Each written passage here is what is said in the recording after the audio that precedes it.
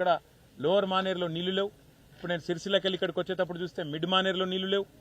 మొత్తం గోదావరి సిస్టంలో, మొత్తం గోదావరి బేసిన్లో ఉండే ప్రాజెక్టులు అంతా కలిపి చూస్తే కూడా శ్రీరామ్ సాగర్ నుంచి మొదలు పెడితే మరి మిడ్ మానేరు కావచ్చు, ఎల్లంపల్లి కావచ్చు, అన్నీ మరి లోవర్ మానేరు డ్యామ్ కావచ్చు, పైన రంగనాయక సాగర్ కావచ్చు, మలక్పేట్ రిజర్వాయర్ కావచ్చు, అన్నపూర్ణ రిజర్వాయర్ కావచ్చు, అనంతగిరి రిజర్వాయర్ కావచ్చు, పైన కొండపోచమ్మ కావచ్చు, మల్లన్న సాగర్ కావచ్చు, బస్వాపూర్ కావచ్చు, ఎందులో కూడా ఇవాళ 20%కు పైగా నీళ్లు ఎక్కడ కూడా లేవు.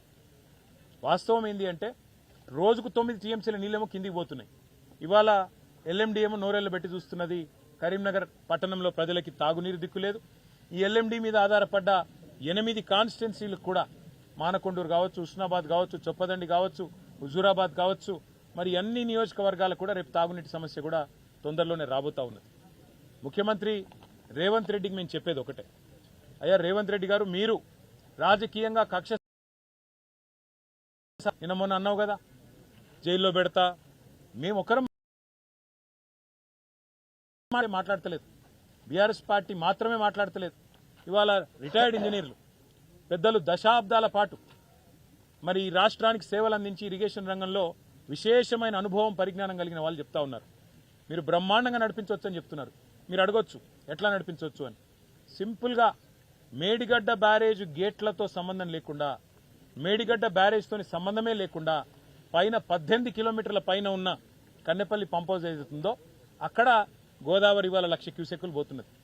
2 పంపులు ఆన్ చేస్తే చాలు. అక్కడ కన్నెపల్లి దగ్గర పంప్ హౌస్ ఆన్ చేయాలంటే ఒకటే చిన్న కండిషన్ ఉన్నది. కండిషన్ ఏంది? 93.5 మీటర్ల మీదికెళ్ళి గోదావరి పారితే మీరు పంపులు ఆన్ చేయొచ్చు. ఇవాళ అక్కడ 97 మీటర్ల మీదికెళ్ళి పారకం ఉన్నది. మరి 3.5 మీటర్ల పైనకెళ్ళి గోదావరి ప్రవహిస్తుంటే అక్కడ బ్రహ్మాండంగా కన్నెపల్లి దగ్గర మేము పోయి చూసినాం, 1,00,000 క్యూసెక్కులు నీళ్లు పోతున్నాయి. అంటే రోజుకు 9 టీఎంసీల నీళ్లు మంచిగా బ్రహ్మాండంగా లోవర్ మానేర్ డ్యామ్ నింపైన నీళ్లున్నాయి అక్కడ. ఆ నీళ్లను నింపకుండా, నీళ్లను ఎత్తిపోయకుండా, పంపులు చాలు చేయకుండా తప్పించుకునే ప్రయత్నం చేస్తున్నది ప్రభుత్వం. మేము చెప్పిందల్లా మొన్న కన్నెపల్లి పోయి కానీ తర్వాత నిన్న మొన్న కానీ ఒకటే ఒక మాట, అయ్యా మేడిగడ్డ బ్యారేజ్తో సంబంధం లేదు, మేడిగడ్డ బ్యారేజ్ని మీరు గేట్లు దించమని మేము అడుగుతలేము, మేడిగడ్డను ముట్టుకో ఇంకేదో చేయమని కూడా మేము చెప్తలేము. మేడిగడ్డకు 18.5 కిలోమీటర్ల పైన ఉన్న కన్నెపల్లి దగ్గర మీరు పంపులాన్ చేస్తే ఆడికెళ్ళి అన్నారం పోతాయి, అన్నారంకెళ్ళి సుందిల్ల పోతాయి. ఆ అన్నారం సుందిల్ల బ్యారేజ్ మీ గవర్నమెంటే, మా గవర్నమెంట్ కాదు. 2024 జూన్లో మీ కాంగ్రెస్ ప్రభుత్వం వచ్చిన తర్వాత గ్రౌటింగ్ పని మీ అధికారులే పూర్తి చేసింది. గ్రౌటింగ్ పూర్తయింది, బ్రహ్మాండంగా నీళ్లు నిల్వ ఉంచవచ్చు, లేదా నీళ్లను వెంటనే ఎల్లంపల్లికి సమాంతరంగా 3 పంప్ హౌజులు కింద చాలు చేస్తే కన్నెపల్లి దగ్గర 3 టీఎంసీల లిఫ్టింగ్ కెపాసిటీ ఉంది. కన్నెపల్లి, అన్నారం, సుందిల్ల 3 చోట్ల పంపులు ఒకటేసారి ఆన్ చేస్తే ఎల్లంపల్లికి సీదా నీళ్లు తేవచ్చు. ఎల్లంపల్లికి వెళ్ళి మిడ్ మానేరు, ఇక మిడ్ మానేరుకి వెళ్ళి ఇది జంక్షన్ మిడ్ మానేరు అనేది, ఆడికెళ్ళి కిందికి కావాలంటే లోవర్ మానేరు తీసుకురావచ్చు, పైకి కావాలంటే మల్లన్న సాగర్కు, రంగనాయక సాగర్కు పైకి తీసుకుపోవచ్చు. మొత్తం ఏరియా ఇవాళ కరువు పరిస్థితులు ఉన్నా ఈ మొత్తం ప్రాంతంలో రైతులకు సాయం చేయొచ్చు. ఇది వాస్తవం. రెండవది, నిన్న మొన్న హరీష్ రావు గారు వివరంగా చెప్పారు. ఏమన్నారు? ఇవాళ శ్రీపాద ఎల్లంపల్లి మీద, ఎల్లంపల్లి ప్రాజెక్టులో కూడా నీళ్లు లేవు, ఆడ కూడా 4-5 టీఎంసీలే ఉన్నాయి.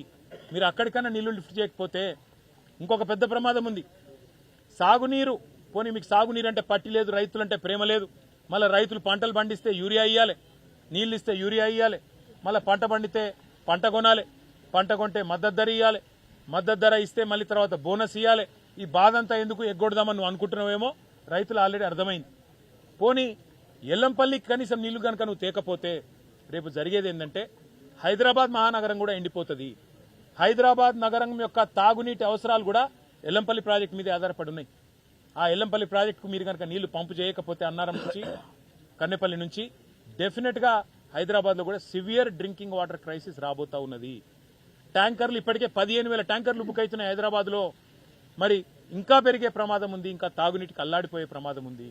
దీంతో పాటు కరెంటు సమస్య కూడా వచ్చే ప్రమాదం ఉంది. ఎందుకంటే 2 విద్యుత్ ఉత్పత్తి కేంద్రాలు, ఎన్టీపీసీది కానీ అట్లాగే పక్కనే ఉన్న జైపూర్ కానీ, రెండిటికి కూడా మళ్ళీ ఎల్లంపల్లె బేస్ నీళ్లు కావాలి. మరి కరెంటు కష్టాలు వచ్చే ప్రమాదం ఉంది, తాగునీటి సమస్య వచ్చే ప్రమాదం ఉంది. రైతులైతే మరి ఇది ఈరోజు జూలై 13, సాధారణంగా జూన్ 2వ వారంలో వర్షాలు పడతాయి, మాన్సూన్ వస్తుంది. మరి ఆ మాన్సూన్ వచ్చినాక పంటలు వేసుకుంటారు, నాట్లు వేసుకుంటారు, విత్తనాలు మరి ఇప్పటికే తెచ్చుకున్నారు, మొత్తం ఇంతజాం చేసుకొని కూర్చో ఉన్నారు. వాళ్ళందరూ ఇవాళ ప్రభుత్వం దిక్కు చూస్తూ ఉన్నారు. ఎందుకు పంపులు ఆన్ చేస్తలేవు, ఏ కారణం చేత ఇబ్బంది అని చెప్పి అడుగుతా ఉన్నారు. మీరేమంటున్నారు రేవంత్ రెడ్డి గారు? ఒకటే మాట మీరు చెప్పేది, అధికారులు చెప్తే అధికారులను చెర్లపల్లి జైలు వేస్తా, వీళ్ళకి తెలివితేటలు ఎక్కువైనాయి జైలు వేస్తా. అట్లాగే వేరే పార్టీ నాయకులు మాట్లాడితే వీళ్ళు బీఆర్ఎస్తో కుమ్మక్కైనరు, వాళ్ళ మీద బండలేస్తావు. ఇక మూడోది, మమ్మల్ని పట్టుకొని మా పార్టీ నాయకత్వాన్ని పట్టుకొని రక్తం, మా రక్తమట తీసుకొని పంటల మీద జల్లితే పంటలు పండుతాయట. అందుకే ఇవాళ మా నాయకులు, మా పార్టీ నాయకత్వం ఎక్కడి వారు అక్కడ స్వచ్ఛందంగా, మా ప్రశాంత్ రెడ్డి గారు ముప్కల్ పోయిండు, బాల్కొండ ఎమ్మెల్యే గారు మాజీ మంత్రి గారు ముప్కల్ పోయి రక్తదానం చేసి ఆ రక్తం పట్టుకొని, రక్తం పొట్లం పట్టుకొని ప్రశాంత్ రెడ్డి గారు చెప్తున్నాడు, మా రక్తం తీసుకో, మా రైతులకు నీళ్ళియే. మా విద్యార్థి విభాగం నాయకత్వం మొత్తం ఇవాళ తెలంగాణ భవన్లో పార్టీ కేంద్ర కార్యాలయంలో మరి రేవంత్ రెడ్డి గారు మా రక్తం కళ్ళ చూడాలంటున్నారు, రక్తం కావాలంటున్నారు కదా అని చెప్పి వాళ్ళు రక్తదానం చేసి రేవంత్ రెడ్డికి ఇద్దామని చెప్పి ఆయన ఇంటికి బయలుదేరింది. వాళ్ళని అరెస్ట్ చేసింది. అరెస్ట్ చేసి ఇవాళ అక్కడ పోలీస్ స్టేషన్లో పెట్టింది. నీకు రక్తమే కావాలంటే రేవంత్ రెడ్డి గారు, రేపు కరీంనగర్లో కూడా ఇక్కడ బ్లడ్ డొనేషన్ ఏర్పాటు చేస్తాం, మేమందరం రక్తం ఇస్తాం నీకు కావాలంటే. మా రక్తమే అంతా నీకు కావాలనుకుంటే, మా రక్తం చూస్తేనే నీ కళ్ళు శాంతిస్తాయి అనుకుంటే అందరం రక్తదానం చేస్తాం, నీకు పంపిస్తాం. కానీ రైతులకు నీళ్ళు ఇదేం దరిద్రం నాకు అర్థం కాదు. నువ్వు రాష్ట్ర ముఖ్యమంత్రిలాగా ఆలోచించకుండా చిల్లర మాటలు, తెల్లారు లేస్తే బూతులు, ఇవి తప్ప ఇంకోటి నీకు వస్తలేదు. అందుకే ఇవాళ ఇన్ని జలాశయాలు ఎల్ఎండి కానీ ఎంఎండి కానీ 20%కు మించి నిండింది ఎక్కడా లేదు రాష్ట్రంలో, మొత్తం గోదావరి బేసిన్లో. ఒకనాడు కేసీఆర్ ప్రభుత్వం ఉన్నప్పుడు ఇదే కరీంనగర్ పట్టణంలో 6 వార్డులకు 24 గంటలు నీళ్ళు ఇచ్చే ప్రయోగాత్మకంగా పైలట్ ప్రాజెక్ట్ స్టార్ట్ చేసినాం మేము. ఇవాళ పరిస్థితి ఏంది? ఒకనాడు మేము డైలీ వాటర్ ఇచ్చేది ప్రతి వార్డుకు, ప్రతి ఇంటికి. ఇవాళ కరీంనగర్లో పరిస్థితి, మీరు రోజు తప్పించి రోజు నీళ్ళు ఇచ్చే పరిస్థితి కూడా లేదు. అందులో ఇప్పుడే అన్న చెప్తున్నాడు, బూస్టర్లు పెట్టి నీళ్లు లిఫ్ట్ చేస్తే మొత్తం మట్టి నీళ్లు, మట్టి రంగులో నీళ్లు, ఆగమాగం పరిస్థితి. అందుకే భేషజానికి పోకుండా రాష్ట్ర ప్రజల ప్రయోజనాలు దృష్టిలో పెట్టుకొని, రాష్ట్ర రైతుల ప్రయోజనాలు దృష్టిలో పెట్టుకొని, రాష్ట్ర ప్రజల తాగునీటి పరిస్థితి దృష్టిలో పెట్టుకొని వాతావరణ నిపుణులు చెప్తున్నారు ఎల్నినో వచ్చిందని, వాళ్లకు బెల్ట్ ట్రీట్మెంట్ ఇవ్వాలి అంటాడు. వాతావరణ నిపుణులు కరువు వస్తుందిరా అంటే వాళ్ళకు బెల్ట్తో కొట్టాలి అంటాడు. శ్యాంప్రసాద్ రెడ్డి గారు పాపం ఎంత ఘోరం అంటే, వాళ్ళు నేను ఉదయం మాట్లాడినా శ్యాంప్రసాద్ రెడ్డి గారు, అన్నా మీరు కళ్ళలో నీళ్లు, మీ కళ్ళలో నీళ్లు తిరుగుతుంటే మాకు మంచిగా అనిపించలే అన్న, మీరు మాతో తెలంగాణ కోసం కొట్లాడిన వాళ్ళు ఏమనుకోక శ్యామన్న, ఈ ముఖ్యమంత్రి ఇట్లా మాట్లాడినందుకు ఆయన తరపున, రాజకీయ వ్యవస్థ తరపున ఇంజనీర్లుగా పనిచేసి, ప్రభుత్వ ఉద్యోగులుగా పనిచేసి, నిజాయితీగా పనిచేసిన మీరు బాధపడడం నాకు బాధ అనిపించింది శ్యామన్న అని చెప్పి ఫోన్ చేస్తే ఆయన ఒకటే మాట అన్నాడు, అన్న ఆయనకు తెలియదు కావచ్చు, నేను తెలంగాణ ఉద్యమంలో ఉన్నోన్ని, తెలంగాణ రాకమునిపై రిటైర్ అయినోన్ని, నన్ను పట్టుకొని కాళేశ్వరం ప్రాజెక్టు లేదు అవినీతి జరిగింది అలా నువ్వు కూడా ఉన్నావు, నిన్ను చెర్లపల్లికి పంపుతా అంటే బాధ అనిపించిందన్న, నిజాయితీగా బతికినోన్ని అట్లా అవమానకరంగా నన్ను, నేను రాష్ట్ర హితం గురించి మాట్లాడుతుంటే, రాష్ట్ర ప్రజల ప్రయోజనాల గురించి మాట్లాడుతుంటే బట్టగాల్చి మీదేస్తే బాధ అయిందన్న అని చెప్పి ఆ పెద్ద మనిషి దాదాపు 70 ఏళ్ళ పైన ఉంటాడు, ఆయన కళ్ళనీళ్ళు పెట్టుకుంటే నిజంగా గోస అనిపించింది. రేవంత్ రెడ్డికి నేను ఒకటే చెప్తున్నా, నీకు కోపం ఉంటే మా మీద, రక్తం కావాలంటే రక్తం ఇస్తాం, కేసులు పెట్టుకుంటామంటే పెట్టుకో, ఏం పిక్కుంటావో పిక్కో, కానీ మా మీద కోపం ఇవాళ రైతుల మీద, ఆ కాళేశ్వరం ప్రాజెక్టు మీద చూపెట్టి ఏ పైశాచిక ఆనందం అయితే నువ్వు పొందాలనుకుంటున్నావో ఇది సమంజసం కాదు. ముఖ్యమంత్రిగా, కుటుంబ పెద్దగా ఇది పద్ధతి కాదు. ఇకనైనా బుద్ధి తెచ్చుకో, మాట మార్చుకో, మాట తీరు మార్చుకో. నీకంటే ఎక్కువ భాష మాకు వస్తుంది, నీకంటే ఎక్కువ గట్టిగా మాట్లాడే తెలివి మాకుంది, నీకంటే ఎక్కువ మరి నీ భాషలోనే సమాధానం చెప్పే సత్తా నాకుంది. కానీ ఈరోజు వేదిక అది కాదు, సందర్భం అది కాదు. ఇక్కడ నీళ్ల పరిస్థితి చూస్తే, నీళ్లు లేక గోసపడుతున్న రైతులను చూస్తుంటే, మొన్ననే కమలాకర్ గారి నాయకత్వంలో ఇక్కడే అక్కడ పోయి ధర్నా చేసి, వంటవార్పు చేసి, రైతులందరూ అయ్యా తొందరగా నీళ్లు నింపండి, మా 10-12 ఊర్లు ఎండిపోతున్నాయి, దయచేసి నీళ్లు ఇవ్వండి అని చెప్పి మొత్తుకుంటా ఉన్నారు. ఇవన్నీ చూసిన తర్వాత అయినా నీ మనసు కరగకపోతే, ఇవాళ ఎస్ఆర్ఎస్పీ మొత్తం మరి ఖాళీ అయిపోయే పరిస్థితి. ఫ్లడ్ ఫ్లో కెనాల్లో కూడా నీళ్లు లేవు, ఎక్కడా నీళ్లు లేవు. మంచిగా బ్రహ్మాండంగా ఎస్ఆర్ఎస్పీ నింపుకునే మార్గం ఉంది మనకి. నెక్స్ట్ 100 డేస్, నెక్స్ట్ 100 రోజులు కన్నెపల్లి దగ్గర ప్రవాహం ఉంటుందని చెప్పి అధికారులు చెప్తా ఉన్నారు, ఇంజనీర్లు చెప్తా ఉన్నారు.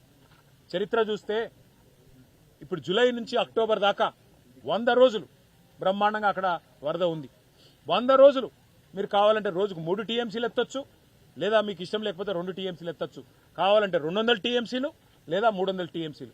మొత్తం గోదావరి మీద ఆధారపడ్డ అన్ని రిజర్వాయర్లన్నీ కూడితే కూడా 418 టీఎంసీలు కంబైన్డ్ కెపాసిటీ ఎస్ఆర్ఎస్పీతో కలిపి. ఆ 418 టీఎంసీలో ఇలా ఉన్నది 86 టీఎంసీలు మాత్రమే. మరి మీరు నిజంగా ప్రభుత్వాన్ని నడుపుతుంటే సర్కారు కాదు, మీ సర్కస్ కాదు, సర్కారు నడుపుతున్నా అనుకుంటే మీరు కరెక్ట్గా నెక్స్ట్ 100 డేస్ లిఫ్ట్ చేస్తే ప్రతి జలాశయం నిండు,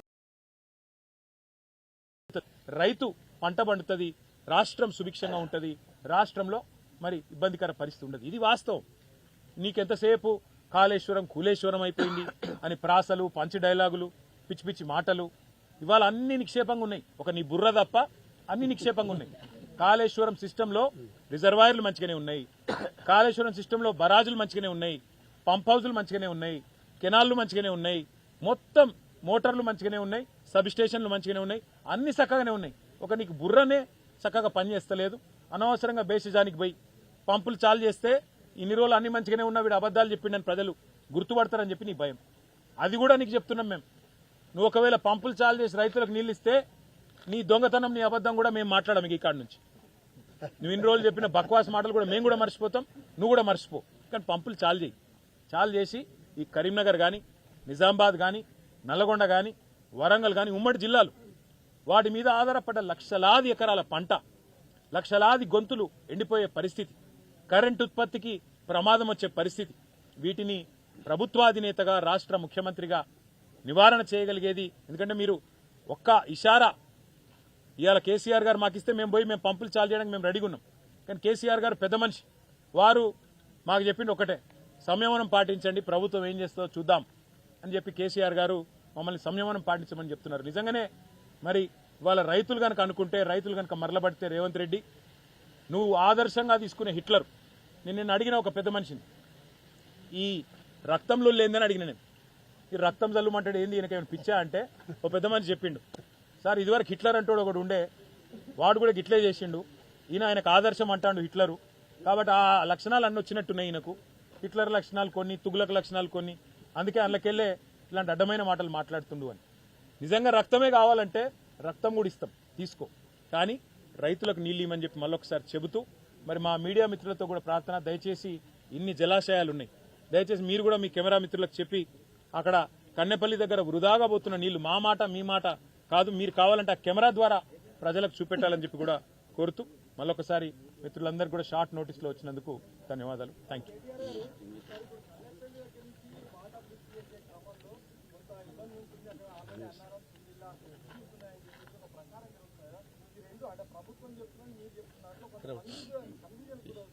కన్ఫ్యూజన్ ఏం లేదు బ్రదర్. వాస్తవం ఏంటి అంటే, మీకు పేపర్ క్లిప్పింగ్స్ సహా ఇస్తాను. ఉత్తమ్ కుమార్ రెడ్డి గారికి తెలంగాణ ఇరిగేషన్ డిపార్ట్మెంట్ ఇచ్చిన రిపోర్ట్ కూడా నేను మీకు ఇస్తాను. అన్నారం సుందిల్లా గ్రౌటింగ్ జూన్ 2024, అంటే మా ప్రభుత్వం దిగిపోయిన 6 నెలలకే గ్రౌటింగ్ అయిపోయింది.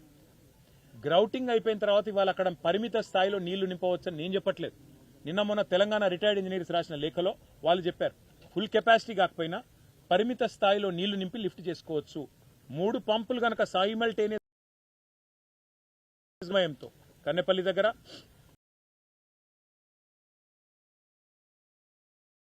మనం కంకరెంట్ గా సైమల్టేనియస్ గా ఆపరేట్ చేస్తే పరిమిత సంఖ్యలో నీళ్లు నింపుకుంటూ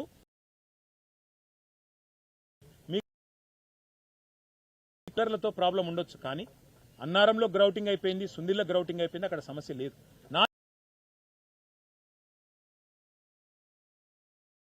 T4 గ్రౌటింగ్ అయిపోయింది అని చెప్పి ఉత్తమ్ కుమార్ రెడ్డి గారికి ఇంజనీరింగ్ విభాగం వెళ్లి రిపోర్ట్ ఇచ్చింది. కావాలంటే నేను కూడా ఇప్పుడు సోషల్ మీడియాలో పెడతా, మీరు చూసుకోవచ్చు నేను అబద్ధం చెప్పినట్టయితే. రెండవది, ఎల్లంపల్లి కాడికి నుంచి పైకి సిస్టమ్ అంతా ఇంటాక్ట్ ఉంది, ఏ ఇబ్బంది లేదు. కాబట్టి ఇవాళ అడ్డం వస్తున్నదల్లా అహం. రేవంత్ రెడ్డి ఈగో దెబ్బతిన్నది, తప్పు ఒప్పుకోవడానికి ఆయనకి ఈగో అడ్డం వస్తున్నది. ఏంటి తప్పు? కాళేశ్వరం కూలేశ్వరం అయిపోయిందని చెప్పిన కదా, మరి కాళేశ్వరంకి వెళ్ళి నీళ్లు లిఫ్ట్ చేసుకునే సౌలతు నువ్వు రిపేర్ చేయకుండానే బరాజును ఉంది అని బీఆర్ఎస్ ఎక్స్పోజ్ చేస్తుంటే ఆయన గొంతులో పచ్చి వెలక్కాయ పడ్డది.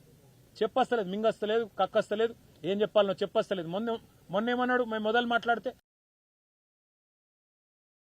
ఏడికెళ్ళి పోతాయన్నాడు. మేము పోయి నీళ్లు చూపెట్టినాక ఇప్పుడు ఉల్టా కథ మార్చిండు. ఎన్డీఎస్ఏ చెప్తుంది అంటాడు. ఎన్డీఎస్ఏ ఏం చెప్పింది? రిటైర్డ్ ఇంజనీర్లు ఏం చెప్తున్నారు?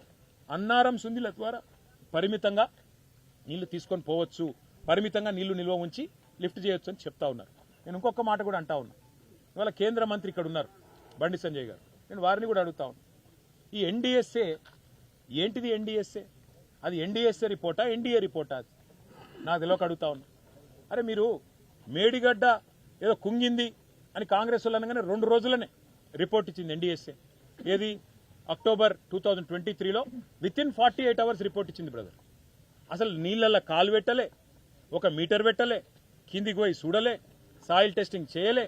వితిన్ 48 అవర్స్ హడావుడిగా కాంగ్రెస్ వాళ్ళు దున్నపో తినిందంటే బీజేపీ వాళ్ళు దుడ్డెని కట్టేయమన్నట్టు రిపోర్ట్ ఇచ్చింది.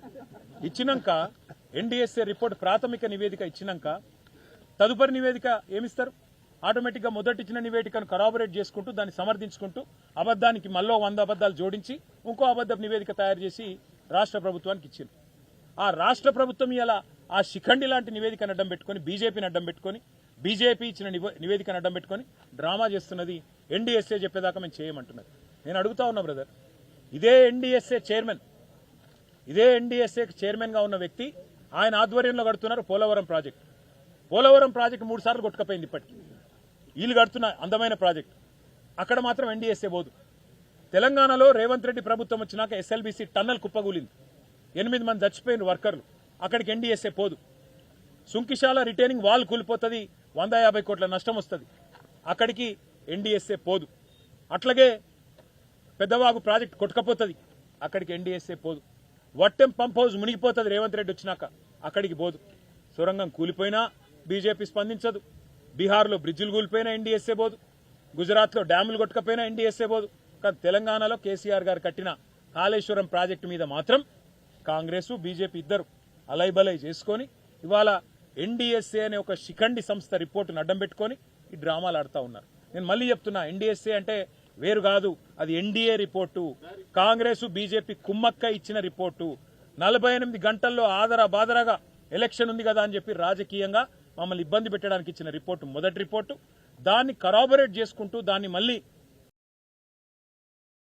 చెప్పి నిజం చెప్పించాలనే భ్రమలో రెండో రిపోర్ట్ ఇచ్చి అల్టిమేట్ గా ఇవాళ దాన్ని ఒక శిఖండి లాగా అడ్డం పెట్టుకుని రేవంత్ రెడ్డి రాజకీయం చేస్తారు. రిటైర్డ్ ఇంజనీర్లు కూడా నిన్న రాసిన లేఖలో ఒకవేళ జరగరాన్ని జరిగితే భద్రాచలానికి ప్రమాదం కదా, రిటైర్డ్ డ్యామే లేదు అక్కడ. అన్నారం బరాజ్ కు సంబంధించి అదే తమ్ముడు, అక్కడెక్కడ డ్యామే లేదు. ఫస్ట్ ఆఫ్ ఆల్ 3 బ్యారేజీలు ఉన్నాయి. ఆ బ్యారేజీలలో కూడా నేను చెప్పేది ఏంటంటే, నేనైనా మీరైనా ఎవరైనా చెప్పు, ఇవాళ అక్కడ ప్రవహిస్తున్నది 1,00,000 క్యూసెక్కులు. 1,00,000 క్యూసెక్కులు అంటే 9 టీఎంసీ. మీరు అన్నదే నిజం అనుకుందాం ఒక్క నిమిషం. ఇదే కన్నెపల్లి పంప్ హౌస్ దగ్గర క్యూసెక్కుల వరద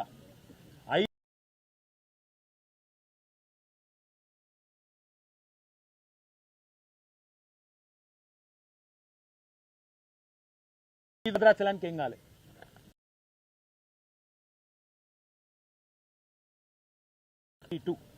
ఆ రోజే 247 టీఎంసీల ప్రవాహం వస్తేనే అంత ఉధృతంగా మేడిగడ్డ బ్యారేజ్ మీదికెళ్ళి నీళ్లు పోయినాయి, అయినా ఏం కాలే భద్రాచలానికి. ఇలా 9 టీఎంసీల నీళ్లు పోతే భద్రాచలం కొట్టుకపోతుంది అంటే మెడకాయ మీద తలకాయ ఉన్న నవ్వుతాడా, వింటాడా? దాన్ని నేను అనేది అదే, మీకు అర్థం చేసుకోండి మీరు. ఇంకొక మాట, అదే రిటైర్డ్ ఇంజనీర్లు చెప్పిన మాట ఏంటంటే బ్రదర్, 3 బ్యారేజీలలో కూడా మేడిగడ్డ పక్కన పెట్టిన 2 బ్యారేజీలలో కూడా కన్కరెంట్ గా సైమల్టేనియస్ గా నడిపితే, సమన్వయంతో నడిపితే వెంటనే నీళ్లు పరిమిత స్థాయిలో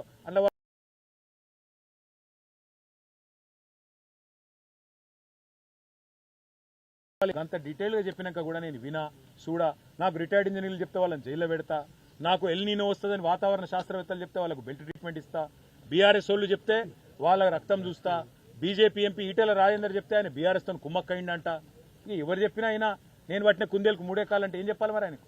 సార్ మీరు చెప్పింది కరెక్టే, మినిమం ఫ్లో లెవెల్ ఎంఎఫ్ఎల్ అనేది పెరిగింది అని చెప్పేసి ఆ పరీక్షలకు నేతృత్వం వహిస్తున్న పరీక్షిత్ మెహ్రా అన్నట్టు ఆయన చెప్పింది, కల్నల్ పరీక్షిత్ మెహ్రా. ఇప్పటిదాకా వీళ్ళందరూ చెప్పింది తప్పు. ఆయన మేరానో లేకపోతే రేవంత్ రెడ్డి చెప్పింది కరెక్టా? రిపేర్లు జరుగుతున్నాయి, నవంబర్ వరకు అందుబాటులోకి వస్తుందని అన్నారు. ఈరోజు ఉత్తమ్ కుమార్ రెడ్డి కూడా మేము బ్యారేజీల నుంచి నీళ్లు ఇవ్వము అనట్లేదు, ఇస్తాము, బీఆర్ఎస్ రాజకీయం చేస్తుంది అంటున్నారు. సరే, ఇప్పుడు ఉత్తమ్ కుమార్ రెడ్డి ఏం చెప్తాడు, రేవంత్ రెడ్డి ఏం చెప్తాడు అన్న దానికంటే పంటలు కాపాడతారా రైతులే లేదా, మీకు చిత్తశుద్ధి ఉందా లేదా? సింపుల్, ఆడ నీళ్లు పోతున్నాయి, లిఫ్ట్ చేయొచ్చని అందరు చెప్తాను, ఇస్తావా ఇవ్వగా చెప్పు. నీకు రైతుల పట్ల నీ కమిట్మెంట్ ఏందో రాష్ట్రానికి ఆల్రెడీ తెలిసిపోయింది. 6 సార్లు రైతు బంద్ వేయాలి రేవంత్ రెడ్డి ఇప్పటికి వచ్చినాక, 4 సార్లు ఎగ్గొట్టిండు. మొదటిసారి అప్పుడు కేసీఆర్ గారు కూడబెట్టి పెడితే దాన్ని ఆపిండు, ఎలక్షన్ కమిషన్కి ఉత్తరం రాసి ఎలక్షన్ అయిపోయినాక అదే ఇచ్చిండు. నిన్న ఒక్కసారి ఏదో ఇచ్చినట్టున్నాడు తప్ప ఇప్పటి వరకు 4 సార్లు రైతు బంద్ ఎగ్గొట్టిండు. ఇక రైతుల మీద ఆయనకి ఏం ప్రేమ ఉందో అందరికీ ఎరక. ఇవాళ నేను సిరిసిల్లలో తిరుగుతుంటే రైతులు వచ్చి చెప్తున్నారు, అన్న మోటార్లు కాలిపోతున్నాయి, మాకు ఇదివరకు ఎన్నడూ లేని పరిస్థితి మళ్ళీ వచ్చింది, చెరువులు ఎండిపోయినాయి అంటే. ఇవాళ పరిస్థితి ఏంది బ్రదర్ అంటే, వాస్తవం మాట్లాడాలంటే రాష్ట్ర రైతాంగం మొత్తం ఇవాళ ఒక నిరాశాజనకమైన వాతావరణంలో ఉంది. మా భయం మళ్ళీ ఎక్కడ తగ్గిపోయిన ఆత్మహత్యలు మళ్ళీ ఎక్కడ పెడతాయని మా భయం. ఒకనాడు మహారాష్ట్ర తర్వాత highest number of suicides, farmer suicides తెలంగాణలో ఉండే. మా ప్రభుత్వంలో lowest number of suicides in the country Telangana. ఇలా మళ్ళీ ఎక్కడ అదే దరిద్రం మళ్ళీ వస్తుందో అని మా భయం. రాజకీయాలు 6 నెలల ముందు మాట్లాడదాం, ప్రజలు ఎవరు కోట్లేస్తే వాళ్ళు గెలుస్తారు. ఇవాళ మేము మాట్లాడుతున్నది ఒక సిస్టమ్, ఒక ప్రాజెక్ట్ ఏదైతే మనం ప్రపంచంలోనే అతిపెద్ద లిఫ్ట్ ఇరిగేషన్ ప్రాజెక్ట్ బీఆర్ఎస్ ప్రభుత్వం 4 ఏళ్లలో కట్టిందో. అయ్యా ఇప్పుడు భాస్కర్ గారు ఒక మాట చెప్పినావు, నువ్వు ఇల్లు కట్టుకున్నావు, ఇల్లు కట్టుకుంటే ఎక్కడో చిన్న కురుస్తాను, ఇల్లు చదువుకుంటావా లేదా మొత్తం కూలగొడతావా? కామన్ సెన్స్ కదా. ఇల్లు కట్టినావు, మంచి మేస్త్రిని పెట్టినావు, ఊరుస్తుంది తర్వాత అయినా సరే ఊరిసింది, ఏం చేస్తావు? ఇల్లు కూడా కొడతావా మొత్తం? బుద్ధున్నోడైతే అలా పోయి ఒక అర్రలో ఉండి ఇంకో అర్ర మంచిగా చదువుకొని సామాన్లు అన్న షిఫ్ట్ చేసుకొని చదువుకుంటారు. ఈయన ఏం చేస్తాడు? మొత్తం ఇల్లు కూడా కొట్టే చక్కర్లు ఉన్నాడు. నేను రైతులకు అదే చెప్తున్నాను. చిన్న పర్రె వచ్చింది ఒక దగ్గర, దాని అవసరమే లేకుండా, బ్యారేజ్ అవసరమే లేకుండా నీళ్లు లిఫ్ట్ చేయొచ్చు అని చెప్తుంటే కాదు కూడదు, నేను నా ఒక్కనికే తెలివి ఉంది, ఎవరికేం తెలియదు. ఇక ఆయనకు ఆ షాబాద్ సైకోకి ఏం తేడా ఉంది? మరి ఇద్దరు ఒకటే కదా.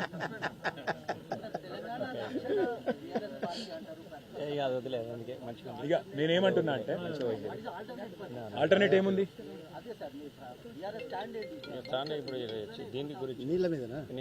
మా నాయకుడు కేసీఆర్ గారు ఏమన్నారంటే, మీరు ప్రతిపక్షంలో ఉన్నారు, తొందరపడకండి, అల్టిమేట్ గా రైతుల ప్రయోజనాలు ముఖ్యము కాబట్టి మీరు జాగ్రత్తగా మనం ఆలోచించి పార్టీగా ఒక నిర్ణయం తీసుకుందాం, తొందరపడి మీరేం హడావుడిగా చేయకండి, ఎందుకంటే ఇది రాజకీయ రభస కాదు, రైతులకు వాళ్ళ గోస చూసి ప్రభుత్వం స్పందించాలి.